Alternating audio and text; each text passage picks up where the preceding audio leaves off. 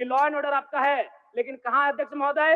गांवों में, खेतों में, खलिहानों में, बालू और कोयला के खदानों में, माफियाओं की जेब में आपका लॉ एंड ऑर्डर है महोदय। मैं पढ़ के बताना चाहूंगा, ओबी डंपिंग को लेकर भिड़ंत, फायरिंग, बमबाजी। रेती जमीन पर ओबी डंप किए जाने को लेकर पहले भी हो चुका है संघर्ष, चले थे गोली बम, मामला जीनागोड़ा का। देव प्रभा आउटसोर्सिंग के समर्थकों व ग्रामीणों में झड़प, पत्थरबाजी व फायरिंग, तीसरा थानेदार का हाथ टूटा। अचानक बमबाजी व फायरिंग से मची भगदड़, पुलिस की मौजूदगी में एक दूसरे पर पत्थर बरसाते लोग। मैंने कहा लॉ एंड ऑर्डर है अध्यक्ष महोदय, कहाँ? गांवों में, खेतों में, खलिहानों में, कोयला के खदानों में, माफियाओं की जेब में अध्यक्ष महोदय। अभी भी 500 महिलाएं धरने पर बैठी अध्यक्ष महोदय। अगर सरकार इस मामले को गंभीरता पूर्वक नहीं लेती अध्यक्ष महोदय, तो बागमारा और झरिया जैसी घटनाएं मांडू में घटित होने में देर नहीं लगी अध्यक्ष महोदय। जयराम जी हैं, माननीय सदस्य जयराम जी। बाकी कोई नहीं है सर? नहीं, अभी समय भी नहीं है जी, ठीक है। धन्यवाद माननीय अध्यक्ष महोदय। आज मैं महामहिम राज्यपाल महोदय के द्वारा प्रस्तुत अभिभाषण पे हो रहे वाद विवाद पर अपनी प्रतिक्रिया देने के लिए आया हूं। महोदय, एक छोटी सी कहानी मैं बताना चाहूंगा। एक महिला थी, उसकी छोटी बच्ची जिसकी उम्र 5 वर्ष थी, वो अपनी माँ से आकर पूछती है कि माँ, छोटे भाई का मृत्यु कब होगा? तो माँ ने पूछा कि बेटी तुम ऐसा क्यों कह रही हो, अपने छोटे भाई को मरने के लिए क्यों कह रही हो? तो छोटी सी गुड़िया ने कहा कि माँ, बड़े भाई की जब मृत्यु हुई थी तो बहुत सारे लोग हमें खाना देने के लिए आए थे, हमारे घर में भोजन नहीं था, हमें कपड़े नहीं था, तो बहुत सारे लोग हमसे मिलने आए थे और हमें खाना देकर गए थे। और मैं चाहती हूँ कि छोटा भाई भी अगर मर जाएगा तो शायद बहुत सारे लोग आएंगे, हमें भोजन देंगे, हमें खाना देंगे, हमें कपड़े देंगे, क्योंकि हम 4-5 दिनों से भूखे। महोदय, आज यही भाव कोयलांचल के हर एक रैयतों के घर में है कि जब भी हमारी जमीनों का अधिग्रहण होगा, जब कोई कंपनी हमारी जमीन का अधिग्रहण माइंस के लिए करेगी और जब माफियाओं के द्वारा उन पर लाठीचार्ज होगा, उनके लठेज के माध्यम से उन पर हमला होगा, तो कोयलांचल के रैयत चाहते हैं कि साथ साथ में 2-4 IAS IPS को भी चोट लगे। क्यों लगे? न विगत कुछ दिन पहले बागमारा में एक घटना घटी थी, हिलटॉप कंपनी का मामला था, डीएसपी महोदय घायल हुए थे, सरकार ने वीडियो कॉल से बात किया था, सरकार ने इस मामले को संज्ञान में लिया था, लेकिन ठीक उसके कुछ दिन बाद सिंदरी के सुरंगा में फिर एक घटना घटती है। इस बार महिलाओं को सड़क पे दौड़ा दौड़ा कर पीटा गया, उनकी साड़ियों को फाड़ा गया, उनके कान की बालियों को नोच कर छीन लिया गया, लेकिन न एफआईआर होता है न कार्रवाई होती है महोदय। इसी प्रकार से आज एक मामला संज्ञान में आया है, मैं सदन को सचेत करना चाहूंगा, ये मामला मांडू का है महोदय। मांडू के प्रभावित गांव बसंतपुर, पचड़ा, कोतरे, बालमहुआ, हुरदाग, रहवन, पचमो, इचाकडी, बरगैया, ठोठाटा, लइयो, दनिया, यहाँ एक कंपनी है, उस कंपनी का नाम है पावर मेक लिमिटेड और उसकी सहयोगी कंपनी अमर इंडिया लिमिटेड। इनके माध्यम से खनन का कार्य होना है अध्यक्ष महोदय। विगत 2-3 दिनों से लगभग 500 की संख्या में महिलाएं धरने पर बैठी हैं।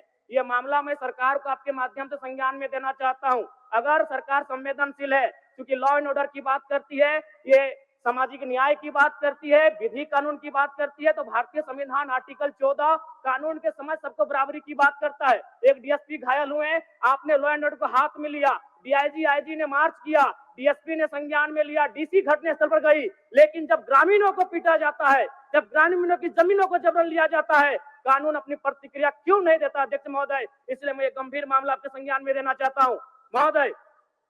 भारतीय संविधान आर्टिकल 301 कहता है, क्योंकि इससे पहले जो जमीन का मामला था वो हमारा मौलिक अधिकार था, लेकिन संशोधन करते हुए 300A में डाला गया है। वर्तमान वो हमारा मौलिक अधिकार न होकर संवैधानिक अधिकार है अध्यक्ष महोदय। और वो क्लाउज कहता है कि जिसके पास भूमि नहीं है सरकार उसे भूमि आवंटित करेगी, लेकिन यहाँ दुर्भाग्य इस राज्य का कि जिनकी भूमि है सदियों से, हजारों वर्षों से भूमि पर वो जोत खोर करते हैं, और आज लगता है कि ब्रिटानिया हुकूमत बरकरार है, ईस्ट इंडिया कंपनी का शासन इस राज्य में बरकरार है। आज इसी प्रशासन के जोर पर आज उनकी जमीनों का जबरन अधिग्रहण किया जाता है। मांडू का मामला को संज्ञान में लीजिए, सुरंगा का मामला संज्ञान में लीजिए, घोरा का मामला संज्ञान में लीजिए अध्यक्ष महोदय, क्योंकि रोज रोज आपके डीएसपी घायल होने का इंतजार मत कीजिए।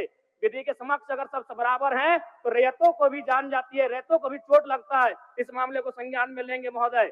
महोदय, मैं आगे कहना चाहूंगा, अभी वरिष्ठ नेता ने कहा लॉ एंड ऑर्डर, मैं मानता हूं कि लॉ एंड ऑर्डर आपका है, लेकिन कहाँ है अध्यक्ष महोदय?